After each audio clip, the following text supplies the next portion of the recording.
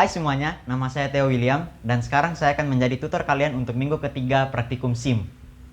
Kali ini kita akan belajar tentang database dan Microsoft Access. Yang pertama adalah pengertian dari database. Apa itu database? Database adalah sekumpulan informasi yang disimpan secara sistematis di dalam komputer yang dapat diolah menggunakan software untuk menghasilkan sebuah informasi. Yang kedua adalah kegunaan dari database. Database memiliki beberapa kegunaan, antara lain yang pertama, mencegah redundansi data atau kerangkapan data. Yang kedua, mencegah terjadinya inkonsistensi data. Yang ketiga, dapat diakses oleh banyak user. Dan beberapa kegunaan yang lain.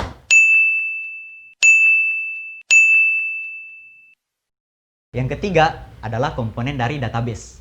Database memiliki beberapa komponen. Yang pertama adalah karakter. Apa itu karakter? Karakter adalah komponen paling kecil di dalam database. Seperti apa? Kita bisa lihat di sini contohnya. Ada suatu kata dan setiap huruf adalah setiap karakter. Itulah yang disebut dengan karakter.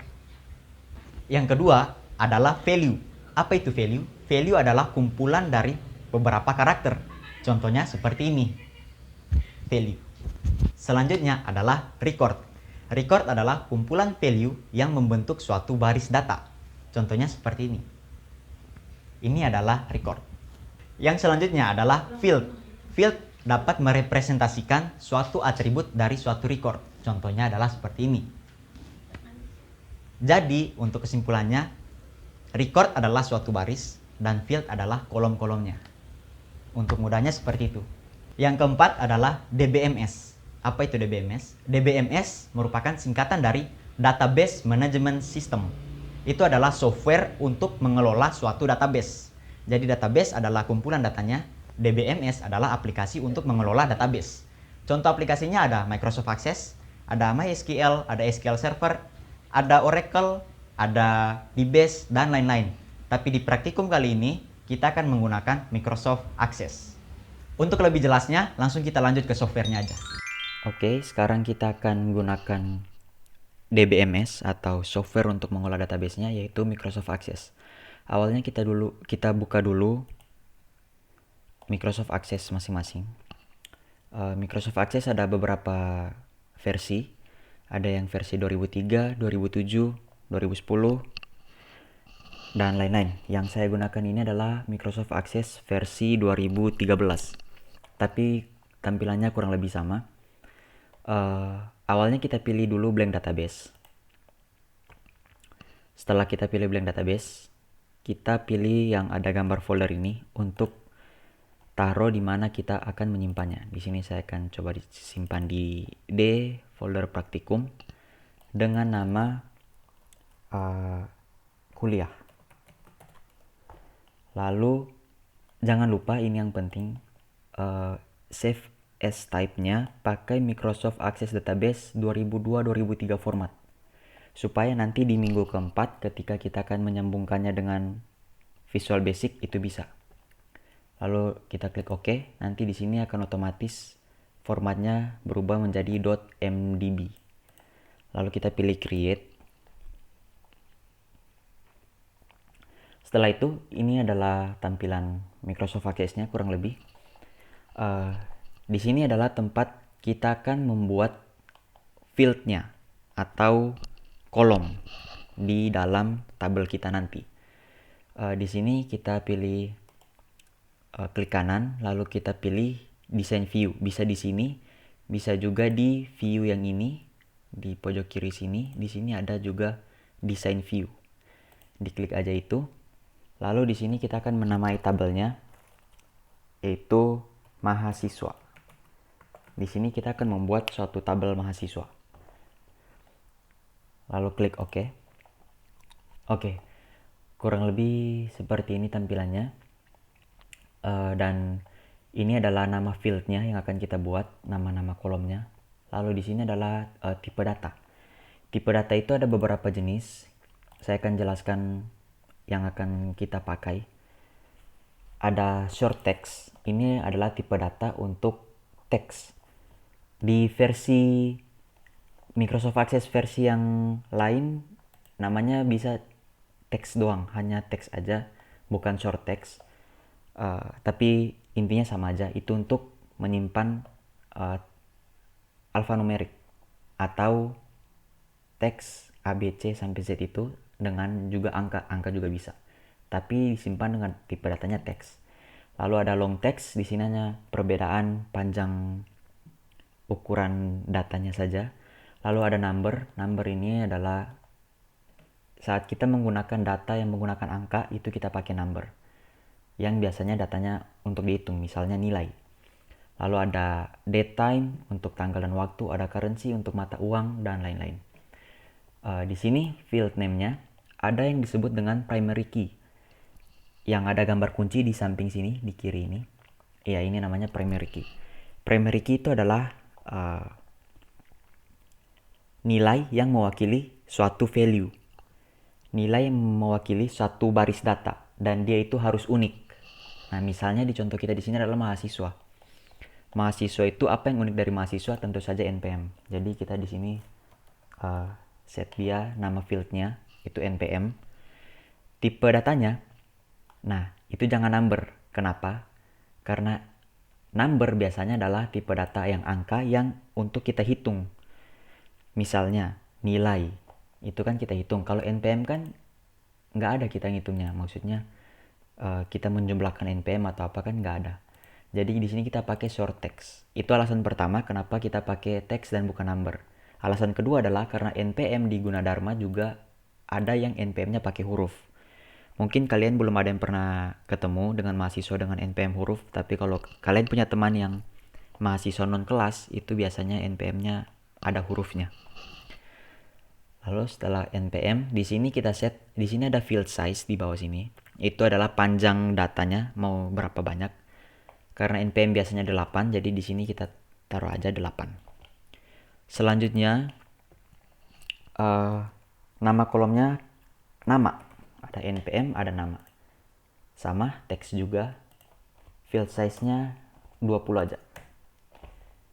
Lalu ada kelas. Sama short text kelas itu cukup 5. Dan ada alamat. Sama short text juga alamat cukup 20. Setelah selesai, di sini kalian klik kanan di bagian sini, klik kanan, save. Lalu klik kanan lagi, kembali ke datasheet view. Tadi kan design view, sekarang datasheet view. Atau kalian bisa klik di sini, view, datasheet view. Nah, keluarlah ini. Ini yang tadi kita bikin fieldnya, ada NPM, ada nama, ada kelas, ada alamat. Di sini kita akan coba isi 3 data. Misalnya 1, 2, 3, 4, 5, 6, 7, 1. Ada 8 ya? Oke, NPM harus ada 8 kan tadi kita setnya. Lalu namanya misalnya Valentino. Kelasnya misalnya 2EA01. Misalnya alamatnya Depok. Lalu kita set lagi NPM yang baru, misalnya 1, 2, 3, 4, 5, 6, 7, 2. Ingat ya, NPM ini unik mewakili tiap data, jadi tidak boleh sama NPM-nya. Terus namanya misalnya Rossi. Kelasnya misalnya 2EA21. Alamatnya Kalimalang. Lalu satu lagi, misalnya 1, 2, 3, 4, 5, 6, 7, 3. Oke. Namanya misalnya Messi. Kelasnya 2EA10, alamatnya misalnya di Bogor. Setelah sudah, kita klik kanan lagi, kita save. Nah, kurang lebih seperti ini cara bikin tabel di Microsoft Access. Lalu kita akan bikin tabel baru lagi yang namanya nilai. Ini kan tabel mahasiswa. Satu lagi tabel namanya nilai. Caranya kita ke create, lalu kita pilih table, create table. Nah, ini ada table yang baru. Sama kayak tadi, kita klik kanan terus pilih design view. Nama tabelnya kita ganti jadi nilai. Lalu kita oke. Nah, di nilai ini ada apa aja? Sama yang tadi primary key. yang unik yang mewakili tiap mahasiswa, yaitu NPM. Tipe datanya masih sama, short text. Lalu di sini kita set saja UTS dengan tipe datanya number, karena ini nantinya akan kita hitung. Dan juga UAS dengan tipe data sama number. Lalu kita save. Kita kembali ke datasheet view. Nah, jadi seperti ini. Lalu kita isi sesuai dengan tabel mahasiswa untuk field NPM-nya. Harus sesuai karena nanti akan kita gabungkan. Jadi dia akan melihatnya dari NPM yang sama. Jadi di sini kita copy dulu. Di sini kita paste aja. Lalu kita pilih misalnya nilai UTS-nya 85. Nilai UAS-nya misalnya 65. Lalu NPM yang kedua misalnya UTS-nya 70. Lalu UAS-nya 90. Sekarang yang ketiga ini misalnya dia 90. Lalu UAS-nya 45. 45. Oke, setelah itu kita save, klik kanan save. Nah, setelah jadi seperti ini, kita akan bikin yang namanya relationship atau penghubung antara satu table dengan table lainnya. Itu ada di, kalau kita lihat di tab yang di atas, itu ada di database tool. Lalu ada namanya relationship. Kita klik aja, nanti ada muncul kayak begini. Jangan di add dulu, kita blok dulu dua-duanya. Setelah di blok dua-duanya baru add. Nah, nanti di belakang ada muncul kayak gini. Setelah itu yang ini di close aja. Lalu di sini kan ada mahasiswa NPM, satunya lagi nilai NPM, sama-sama NPM nih. Kita akan hubungkan dari sini ke sini. Caranya yang NPM yang di mahasiswa kita klik, jangan diklik ya, tapi di drag and drop, tahu kan? Diklik, ditahan, jangan dilepas, dipindahkan ke sini, ke NPM-nya, baru dilepas. Nah, nanti akan muncul kayak gini. Udah sama NPM, lalu create. Nanti akan ada talinya itu loh. Nah, kalau udah kayak gini berarti udah jadi. Kita tinggal klik kanan di sini, lalu kita save. Setelah itu, jika kita sudah membuat relationship-nya, kita akan membuat query, di mana kita akan menghitung nilai akhirnya. Lalu akan kita tampilkan sekaligus kedua table ini dengan nilai akhir. Caranya adalah kita di create, pilih ke tab create, lalu pilih query design. Nah, akan muncul seperti ini. Di sini dua-duanya aja kita sama kayak tadi, dua-duanya kita pilih, lalu pilih add. Nah, muncul kan di sini. Lalu yang ini kita close aja. Nah, di sininya itu kita pilih sesuai dari ini, mulai dari mahasiswa dulu, baru tabel nilai. Pertama tabel mahasiswa, jangan yang mahasiswa bintang, tapi mahasiswa.npm. Nah, lalu yang ini mahasiswa.nama, berurut aja. Lalu yang ini mahasiswa.kelas. Lalu yang ini mahasiswa.alamat. Nah, setelah di sini yang bintang ini kalian skip aja, nilai.bintang. Lalu nilai.npm jangan, karena NPM tadi sudah diwakilkan oleh mahasiswa, oleh tabel mahasiswa tadi di ujung sini. Jadi sekarang kita lanjut aja langsung ke nilai.uts. Lalu di sininya nilai.uas. Lalu untuk bikin nilai akhir itu di kolom ini kalian klik kanan, terus pilih build. Nah, di build ini kita akan taruh query di sini untuk menentukan nilai akhir. Query-nya seperti apa? Kayak gini. Misalnya kita namain dulu nama fieldnya, yaitu nilai akhir. Titik 2. Lalu buka kurung, tutup kurung. Nah, di dalam buka kurung tutup kurung ini kita taruh, misalnya kita mau ngambil 70% nilai UAS dan 30% nilai UTS.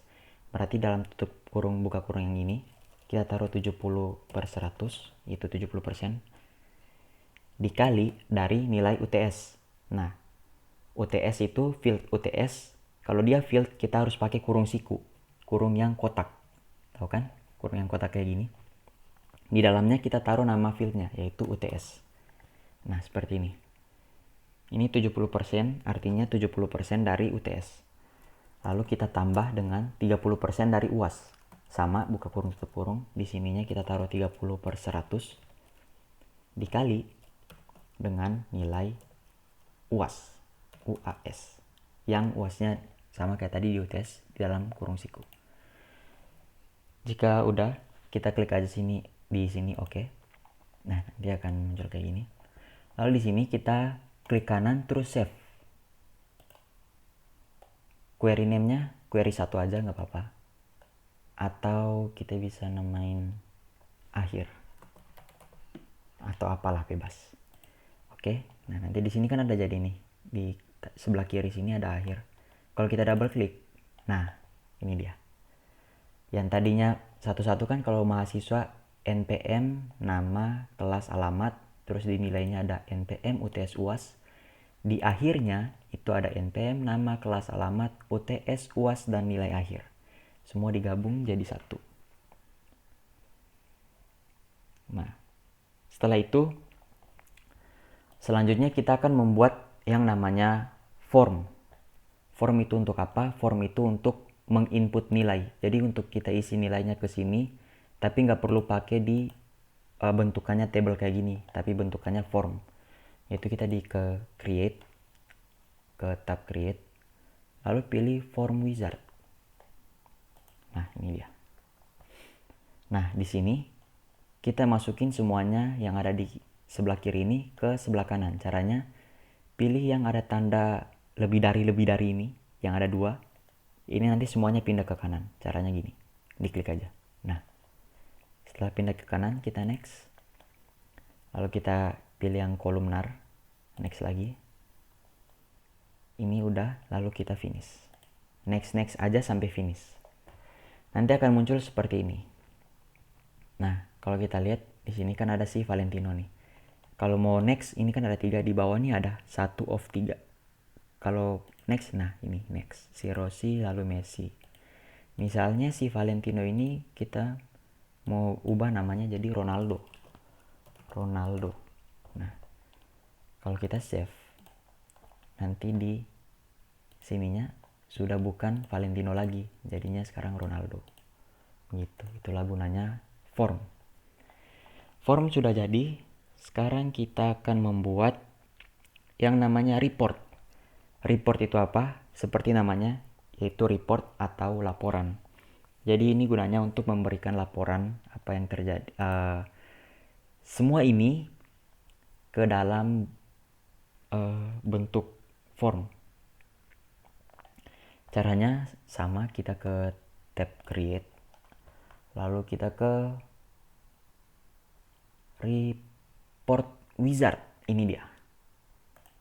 Kita klik sama kayak tadi, semuanya kita pindahkan ke kanan, lalu kita next, lalu kita next lagi, lalu kita next lagi, dan finish. Dan inilah dia reportnya, laporannya. Oke. Setelah laporan, terakhir kita akan membuat yang namanya makro. Apa itu makro? Makro itu semacam tools pada Microsoft Access yang digunakan untuk membuat perintah otomatis. Misalnya kita sekarang akan membuat perintah otomatis untuk membuka tabel mahasiswa dan tabel nilai. Caranya bagaimana? Kita kembali dulu ke sini. Lalu kita pilih create macro. Di sini ada macro. Nah, lalu di sini kita pilih, misalnya kan kita mau bikin makro atau jalan pintas untuk membuka table. Berarti namanya open table. Bisa diketik, bisa juga dicari di bawah sini. Kalau kalian malas nyarinya, bisa langsung tinggal ketik open namanya table. Nah itu dia, open table. Nah nanti akan muncul kayak gini. Table name yang akan dibuka apa? Misalnya mahasiswa. Sudah. Lalu kan kita mau buka table mahasiswa sekaligus dengan nilai. Berarti di sini langsung sama aja kayak tadi. Open table lagi. Itu dia, open table. Untuk table name-nya si nilai. Oke. Jika udah, makronya di sini kita save. Makro 1 aja namanya. Oke. Gimana kita mau tahu bahwa makro kita ini bekerja? Di sini kan ada tab-tabnya nih, ada mahasiswa, nilai, relationship, akhir. Ini kita close dulu aja semuanya. Caranya klik kanan di salah satu ini, terus ada close all. Close all, semuanya ketutup. Kalau kita mau buka tabel mahasiswa, kan kita double klik di sini, mahasiswa. Kalau kita mau buka nilai, double klik di sini, nilai. Tapi kalau kita mau buka dua-duanya sekaligus, ini kita tutup dulu coba. Kan kita tadi udah bikin makronya, yaitu di sini. Kita tinggal double klik ininya, dan nilai dan mahasiswa terbuka di sini. Ya, jadi mungkin sekian dulu praktikumnya. Jadi di sini kita sudah belajar untuk bagaimana cara bikin table, membuat dua table lalu menghubungkannya dan menjadi seperti ini, membuat form, juga membuat report, dan terakhir yaitu makro.